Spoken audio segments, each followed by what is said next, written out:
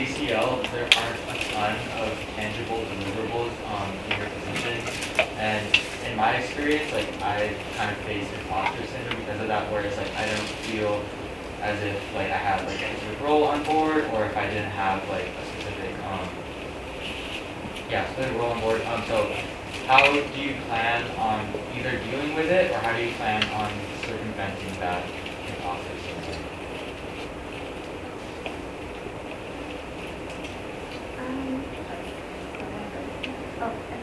So for me, like I definitely feel imposter syndrome no matter what I do.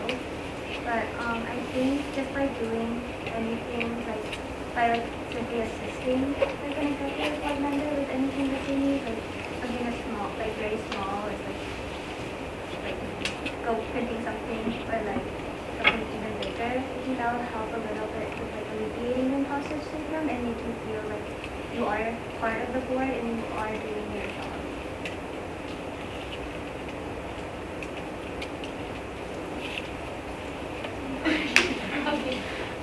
So for me, I've definitely had moments where I feel imposter syndrome, but I think the best way that I've been trying to work around it, or like trying to work through it, is remembering that that ultimately, no matter how small my contribution is or how big my contribution is, that it's serving the community and serving someone. And just remembering that no small thing, like just because things are small doesn't devalue it. I think also remembering that even though like board has different positions and different responsibilities, that we're a unit, and so that as GCL, it's really about like working as like someone's right hand when they need it. And like I was talking about in my speech, like someone that you can lean on, and to me that's fulfilling enough, knowing that I could have made some small part of either someone's day or helped someone create an event. And that's like something that I'm going to keep in mind moving forward to avoid imposter syndrome. Like I too, like candidates have also said, I also have a hard time getting over imposter syndrome, but I think it's important to recognize that we are a part of a greater unit, which is Executive Board for Kasamahan, and I think that whether our parts are small or big or whatever size that they are, I think they will contribute to the growth and the beauty and the values of Kasamahan. So no matter what we do, it will always have an impact, whether that be talking to a general board member or a general member, an executive board member, printing out something, sending out information for an event. I think that whatever we do will have a contribution to our organization.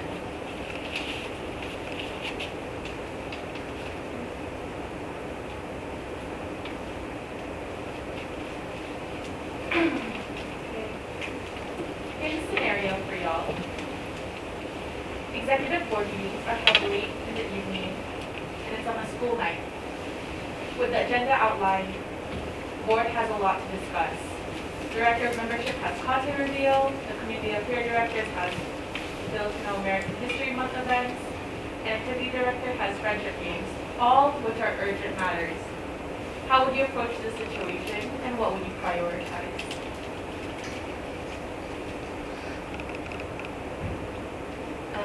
For me personally, I would definitely plan those meetings ahead of time so that each aspect is given an allotted time so that it can be respectfully looked at. But I think I would prioritize activities and events that are more time specific and more time relevant. Obviously, we would discuss the events all together, but I think I would prioritize more the ones that are coming up sooner. And just really dig deep into those ones to make sure that they are going to be executed and well planned.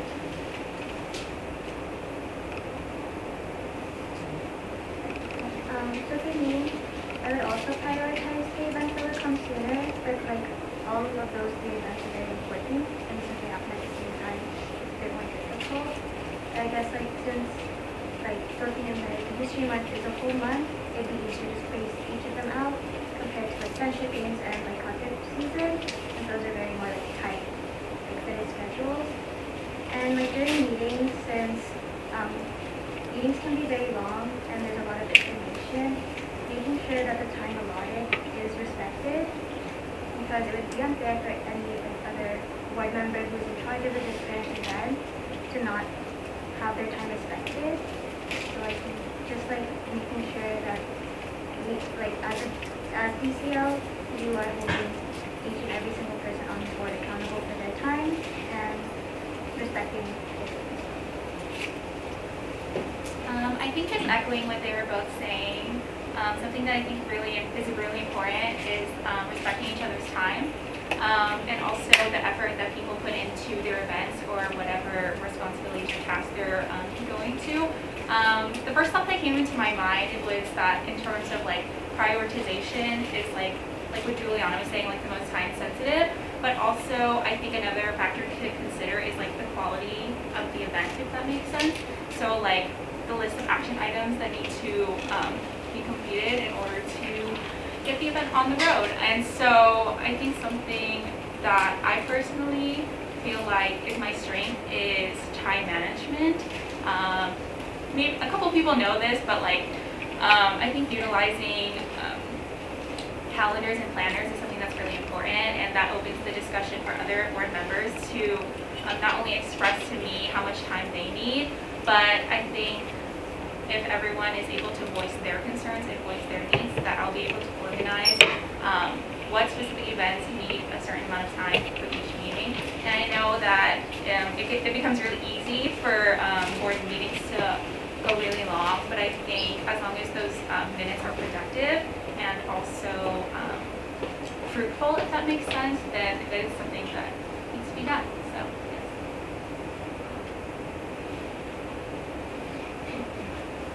One aspect of PCL is to assist other executive board members with crisis management and basically be able to put their foot down for the rest of the board when needed. How do you handle and keep your cool in times of crisis?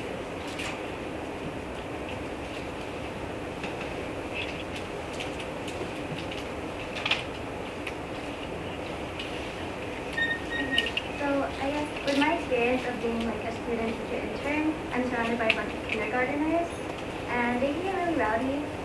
It would be really hard to like gather them up and like, calm them down. So I think, not that I would be saying like treat people like children, but like I think using tactics that would be like, hey, we need to like get back together and like calm everyone down, like taking deep breaths or like a quick like little meditation moment, or like having, even in the beginning, like a little like community thing where you can like share all your thoughts, make sure like no one has like any bad blood, but like making sure just like it's a calm environment all throughout. And I know that's really difficult, especially with like longer meetings, but I think taking time like, in between, having small like 30-second breathing breaks would work really well, and just be like, hey, it's getting a little heated, let's take a breath and then calm down and then go again. For me, when I was in PCN, I was in Francis's backyard, and she would always end meetings, she would begin her end meetings with a Kumusaka, and I think that would be really good, just to set, us up for the kind of environment that we put ourselves in, see how others are feeling, range what our emotions are, and understand where other people are coming from, because I think that as being part of a group, we have to also be united and also understand where what we're going through that day, how we're feeling, and just be there for one another. So I think that taking, like what Cass said, just time aside to process each other and just be there for one another, I think would be a good way to just deal through conflict and crisis. I think personally for me, it's very easy to get caught up in a stressful situation, to be quite frank. But I think the most important thing is like not only humanizing others and seeing them for who they are and not just what they're showing you, because they can be showing you like a moment of anger or a moment of like criticism that can be really harsh. But just like seeing them for who they are and trying to understand their point of view. but not only is it humanizing others, but also humanizing yourself. And I think that's something that we forget to do a lot. We get caught up in our love for, not that it's a bad thing, but our love for other people and wanting to help other people, that we also forget to take care of ourselves and give grace to ourselves. And I think that's something that I am trying to incorporate a lot recently. So like my word for this year is rest. And I think that's just like having a constant reminder to prioritize yourself and prioritize rest. And also not choosing your battles, but choosing when to step up and choosing when to step down in a respectful way. And also what I was talking about earlier, like just being open to hearing ideas, whether you may or may not agree with them, and then just going on from there. So, yeah.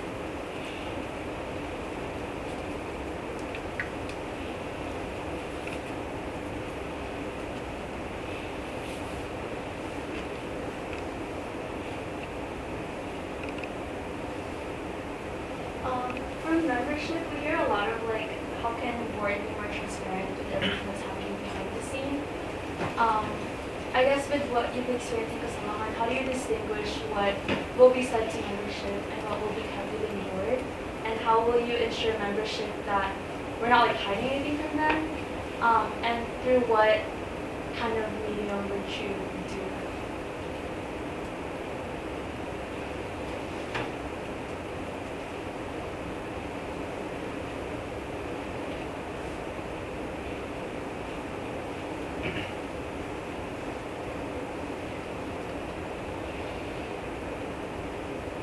I think the first thing in order to have transparency between board and the members is to have transparency among the board itself. I think that with a board that consists of more members, that it's easy for things to be miscommunicated, and that's something that has become not an issue but more of a challenge. I think that with those discussions that like among board we're able to discern what we can and can't say to membership. I have personally felt as a general member sometimes in the dark, but that's nothing on the board itself, but I think it's quite a bit of time. Anyway. Sorry, last but yeah, I think just being able to discern like what can and cannot be said, and as long as there's a mutual understanding, and I don't necessarily have like a mode in mind, but the way that I see it is that if someone were to approach me, that that what I deliver is what was discussed, and also like the transparency that you were speaking about. I think the part of the question where it's like hiding things, I don't necessarily see it as hiding. I think that there are reasons why things are like not disclosed to members, not just for like safety, but also just for things to be able to run smoothly. And so I think that a way to alleviate that is just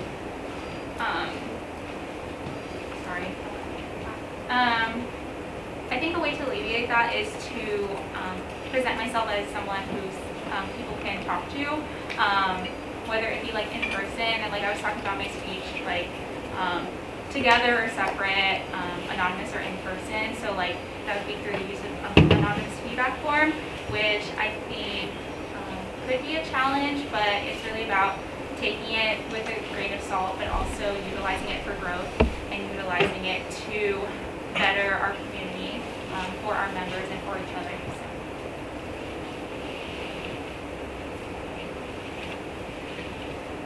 I think for me personally, as just a general member, I think things that would affect me ultimately at the end of the day are things that I would like to be discussed about. So as DCL, I think those are the things that I will try to communicate with general membership, because at the end of the day, I want to know what's going to happen within our community, and if I can do anything about it, if that'll affect me at the end of the day. And like Ruth, I don't know what vessel is the best way to be the most transparent with that kind of information, excuse me. But I think that also being a safe space for people to come up and talk to me and just discuss the things that I'm able to, and also disclose information that will be helpful for them and helpful for us, and also hear what they have to say about issues that are regarding Kasamahan. For me, when it comes to transparency, just like being able to like connect with them and to be able to like speak their mind and their heart to like one another. And I know it's like, difficult because with board and like general members, general members can't really know too much. And I feel like also like similar to both Liz and Juliana, trying my best to like speak to them and try to go about like just trying to relay information as like quickly and as like easily as possible.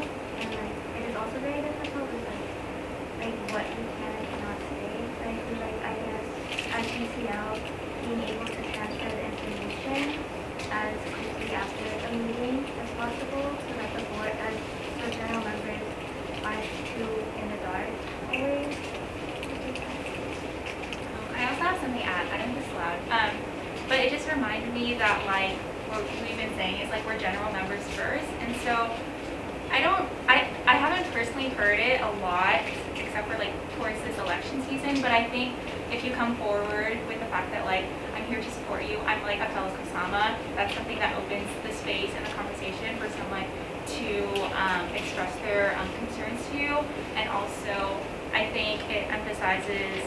If like board is emphasized as general members first, it's not seen as like, oh, they're board, they know all this stuff, we don't, kind of thing. And just like the idea of like being horizontal with it, that like, so people aren't afraid to speak up to someone or to know or to want to know something that could be board related.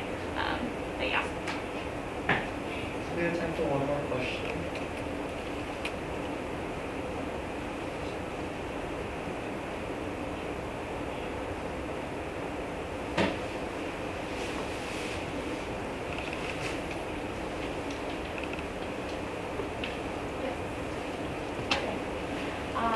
So historically, it's outlined in the Constitution that you help with fundraising, but usually it is overseen with the Treasurer and their Finance Committee. But as Director of Communications and Logistics, it is outlined that you organize fundraisers for Kasamahan and is an active member in the Finance Committee. As we previously discussed the importance of finances and transparency in Kasamahan, have you planned on fundraising alongside the Treasurer and your purpose for these fundraisers?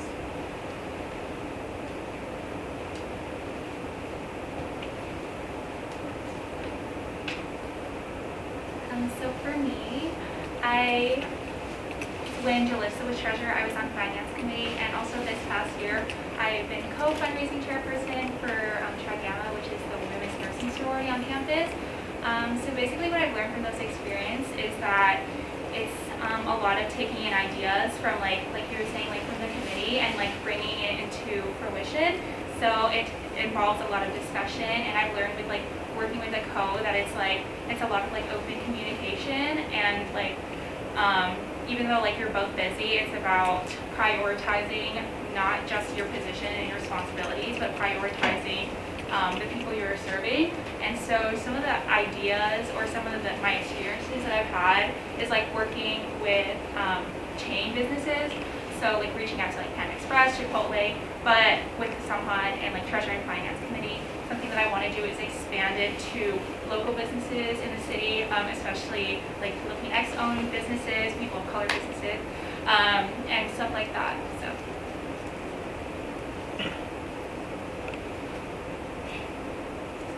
I think like what Ruth said, open communication is very essential when it comes to financing and to promoting these fundraisers.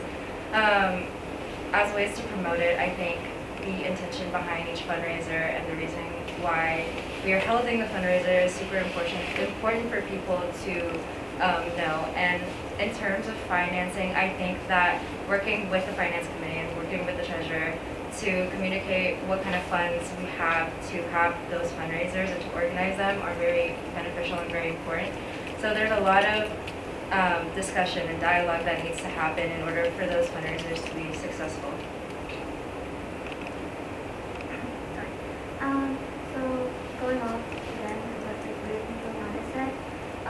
communication between the treasurer and especially with finance committee is also very important, but also knowing that even though you are DCL, you're going to be part of finance committee, and like taking yourself off like a pedestal, if you would call it, and being like present within them, and like you like, talk to them and know exactly what they want to talk, like exactly what they're trying to fund and everything like that.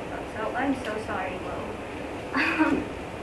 And like all the different ideas and everything that they have, and also with how to go about the fundraising, also with like intention, really highlighting on that and really pointing it out and why we exactly do these fundraisers and not just like constantly having us like here's another global fundraiser and here's another one without mentioning why we do it and why